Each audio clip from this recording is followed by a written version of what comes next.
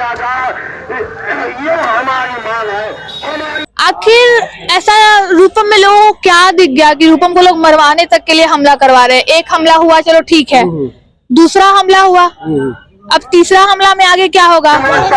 ठीक है, body guard वगैरह सब हम 2 महीने बाद रख लेंगे। अच्छा, हमला किया होगा क्या अंदाजा? राज ने करवाया है। हमला करवाने के पीछे विकास राज का हाथ है, और उसके दरमियान उसके जो गुर्गे लोग हैं, कह सकते हैं आप।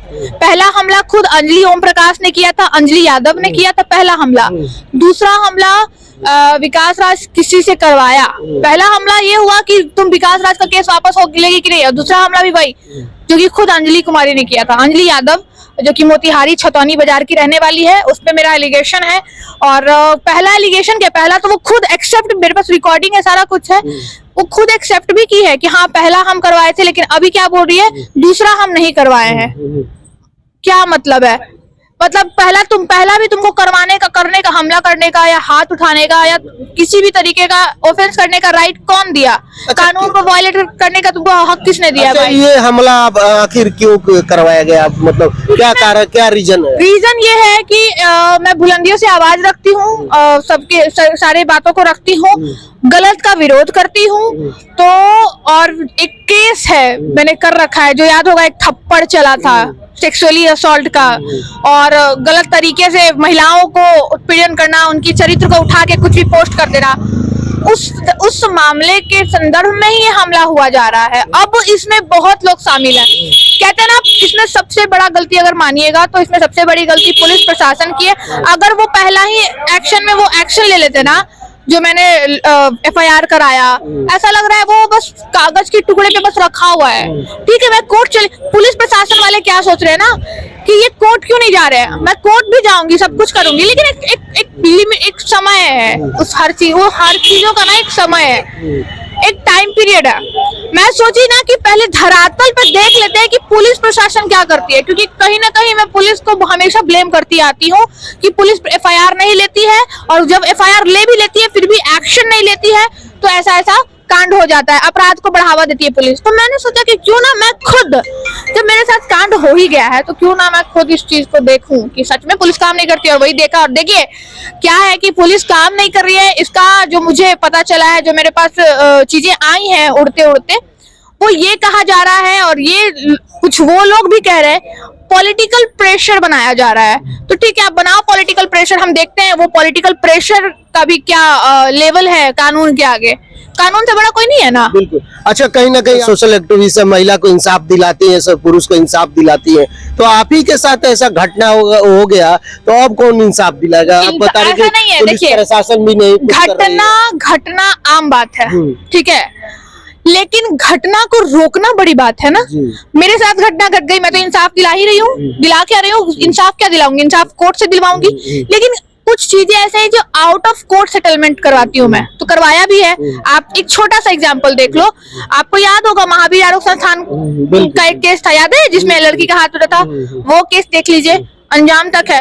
अभी आप देख लो ये केस, प्रमोद प्रेमी वाला जो केस था, इसमें लड़की आज शादीशुदा है, she is pregnant right now. ये मेरा अचीवमेंट है, लेकिन इसको जब जरूरत नहीं पड़े उसको मीडिया में लाके अच्छा नहीं है करना। जो चीजें सिमट गई है ना, उसको छीछी लेकर करना ठीक नहीं है। देखिए, समाज जो है ना, 2 चीजों से चलता है, और लोग इसको समझ रहे हैं या नहीं समझ रहे मुझे नहीं पता, लेकिन एक रिक्वेस्ट है कि आप समझो, हर चीज का अंजाम केस मुकदमा नहीं होता है। कुछ सामाजिक लोग भी हैं, सामाजिक तरीके से भी हम कुछ चीजों को ना सेटलमेंट कर सकते हैं, लेकिन लोग केस मुकदमा, मैं केस मुकदमा में इसलिए अब घुसने लगी हूँ क्योंकि मेरे ऊपर बहुत सारे एलिगेशन लगाए गए, तो मुझे लगा कि मुझे मानहानि का केस कर देना है।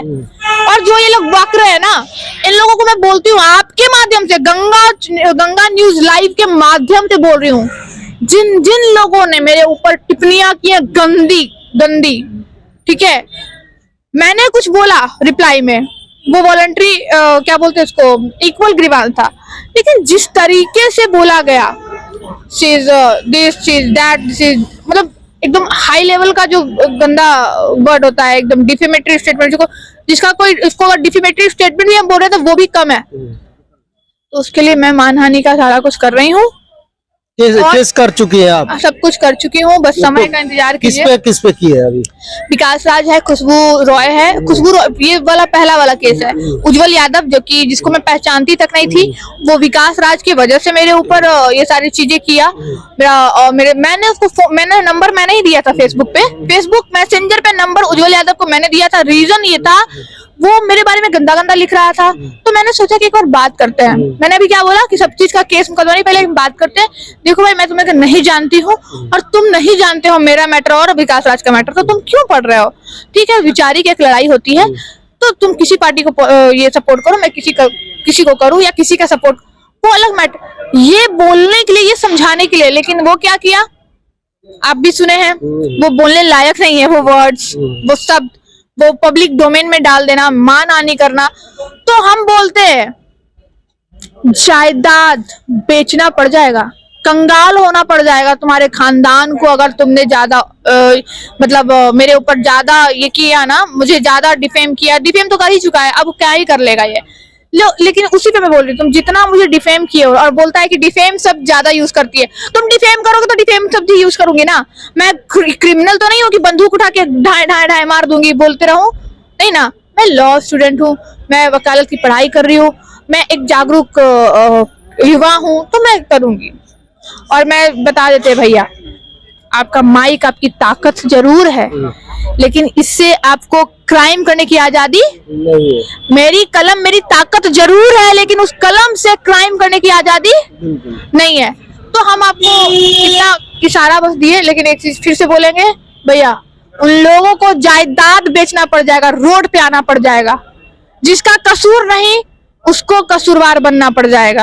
अब मान लीजिए इसकी अभी विकास राज का शादी नहीं हुआ, तो उसके माता पिता उसके ऊपर है, माता पिता का प्रॉपर्टी फिर बेच के देना पड़ेगा, इसको देना पड़ेगा ना। मानहानि में कंपनसेशन मिलता है ना, तो देना पड़ेगा। खुशबू रॉय जो मेरे बारे में मेरे फोटो को लगा के, भैया मेरा एक लेवल, मेरा एक अलग ही लेवल है।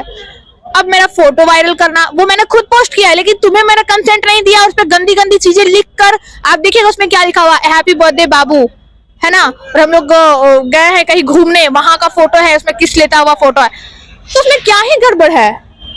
तुम लोग बंद कमरे में काला करना करते हो, हम खुल के करते हैं, लेकिन फिर भी वो उतना भी नहीं है, उतना भी ओपन नहीं है। वो जस्ट शोइंग लव कि इस दुनिया में क्या है। अब हम लोग देखते हैं, कभी उसकी लड़की भाग गई, कभी उसकी बीवी भाग गई। तो ये तो मेरा प्यार 10 साल का प्यार, 10 साल का रिलेशनशिप है मेरा, 10 साल का।